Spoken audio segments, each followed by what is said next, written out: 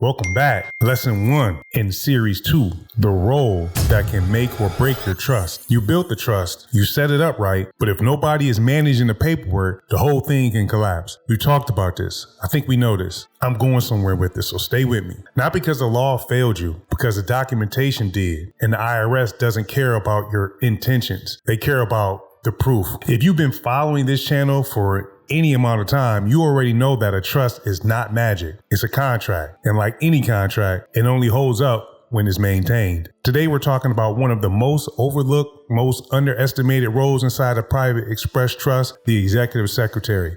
Arguably one of my favorite roles, but we'll get into it. A person behind the scenes whose job it is to make sure every document is signed, every meeting is recorded, and every piece of paper that proves your trust is real exists. Because here's the truth most people don't tell you when they're selling you on asset protection. A trust that isn't documented properly is a trust that can be challenged. And a trust that gets challenged without clean records, that's a liability, not a shield. I'm not going to bad talk anybody else's channel. That's not what I'm here for, but I feel like we all know who the enemy is, if you want to use the word enemy. And it's the education system. Because why were we not taught about trust structuring? Why were we not taught about these things? Why do it take for us to spend 7 years after having a lien placed on our bank account and assets seized by some county that you don't even live in before your eyes wake up, the veil is removed from them, and you can see clearly? Why? I only can come up with one reason. It's because it's valuable. It's because it's a shield and it protects you, your family, and the things that you care about. And everybody wants you exposed so they can take from you. If you're serious about protecting what you've built, you need to understand this role, because getting it wrong doesn't just create headaches, it creates tax exposure for the grantor. And that defeats the entire purpose of the trust. Stay with me. This is one of the most important videos I've done on this channel. So let's start with the why. Inside a well-structured trust, you have several roles: the grantor, the trustee, beneficiary, and the executive secretary. Each one has a specific function, and the executive secretary's function is documentation and administration. That may sound simple. It is not. The grantor, the person who created the trust, needs to be able to demonstrate at any time that the trust is valid, active, and operating as intended. The way you demonstrate that is through records, meeting minutes, correspondence, signed resolutions, filed documents. Without those records, there is no proof. And without proof, the IRS can look at your trust and say this isn't real, and call it a sham, and say this is just a workaround. And when they say that, the tax liability falls right back on the grantor personally. And if you've been operating your trust for, like, let's just say 3 years, right? That's 3 years worth of taxes. And you know how the IRS is when it comes to penalties and fees. So it can wind up being 5 years of taxes. And it's just not going to be fun. And it's not a hypothetical. That's what happens when the paperwork doesn't exist. So the executive secretary is, in many ways, the person who keeps the trust alive on paper. And in the legal world, paper is everything. Now let's get practical, because this role is not reserved for attorneys or accountants. It's a position that a dedicated, organized, detail-oriented person can absolutely hold if they understand what's expected of them. So that means you got to communicate. You as a grantor, you should already have in your mind who will be a good executive secretary. If it's not going to be you, you could very well be the executive secretary or the general manager of your trust. And when I say your, I'm saying that because you would be the person who set it up as the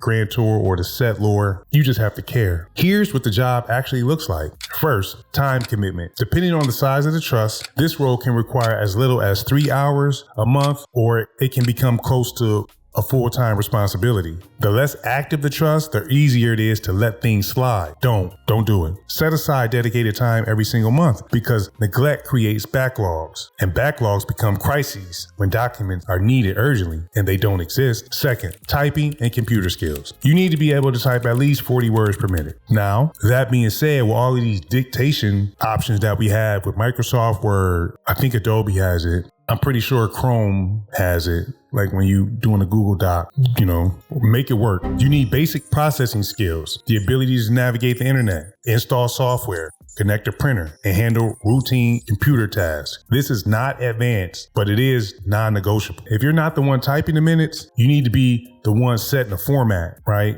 And dictating what happens and making sure it gets done. A task can be delegated. The responsibility cannot. Third, writing. You don't need to produce legal briefs, although they're not that hard once you get used to doing it. But you do need to write a clear professional letter. You can take a letter that was written to you and basically copy the same format. Of course, if you have not seen the video on a proper trust letterhead, go watch this video. I'm gonna put this right up here, right? I think that's where it's at. Yeah, go watch this video right here. It'll show you what I'm talking about to personalize your trust documents, because you need to do that. Trust correspondence matters. Whether you're communicating with county officers, vendors, or other trust members, your written communication represents the trust. That requires clarity, professionalism, and attention to detail. I love the executive secretary position, and I love the general manager position. I guess my least favorite position, to be honest, would be probably the beneficiary, because you don't really have any say, although you can. Don't let me get off on a sidetrack, because if I get off on a sidetrack, I'm going to start talking about how you can get your beneficiary to be a trustee, and we not there yet. Some of you might be there. This video not for you then. Well, actually it is if you don't know anything about the executive secretary, so just stay with me. These skills develop with practice. And when I say these skills, I'm talking about the executive secretary skills. They develop with practice, writing and stuff like that. The documents, filing, formatting, you can get it though. You can do it, but you have to start somewhere. Fourth, business familiarity. Experience in 2 or 3 different types of businesses is a significant advantage. Why?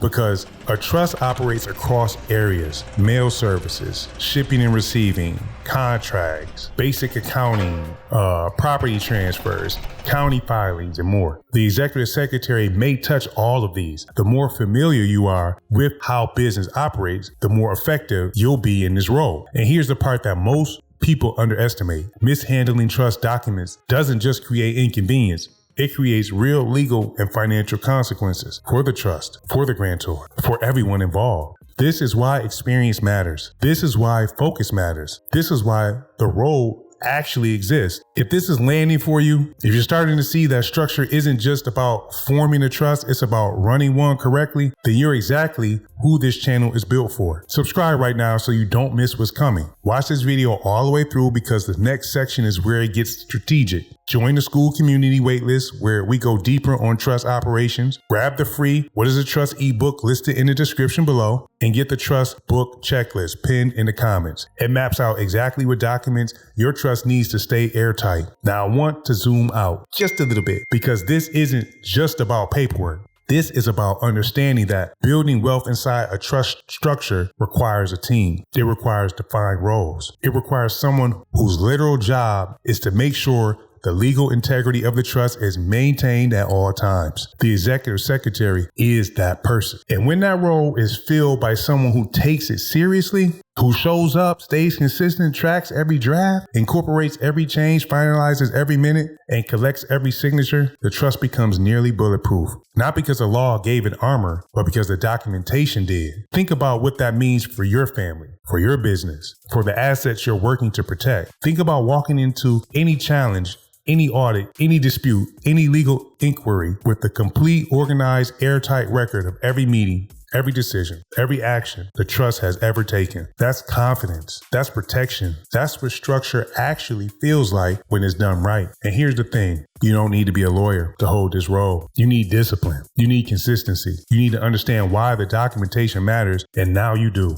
So the question isn't whether this role is important. The question is who in your trust is feeling it. Seriously, if you got a trust out there, you watching this channel, and this seems new or this sounds new, and you don't know what the executive secretary is doing, or even knew that you should have an executive secretary, here's your next step. If you want to build a trust that actually holds up, not just on paper, but under pressure, you need to understand every role inside it. Subscribe to this channel, because we break down each one. Watch this full video so none of this structure is lost on you. Jump on the school community waitlist. That's where we work through real trust operations with people who are serious about doing this right. Download the free What is a Trust ebook in the description. It's the foundation. Everything else is built on it. And grab the trust book checklist pinned in the comments, so you know exactly what documents your trust needs to be legitimate, defensible, and protected. Don't build it halfway, build it right. Now that you understand the executive secretary role, I want you to ask yourself something. Who else is inside your trust? In our next video, we'll be diving deeper into what's required to keep your trust safe and building documentation, the documents. But you need to know that these documents make your trust bulletproof. Don't miss it. And if you haven't subscribed yet, now's the time. I'll see you in part 2, documents. Peace.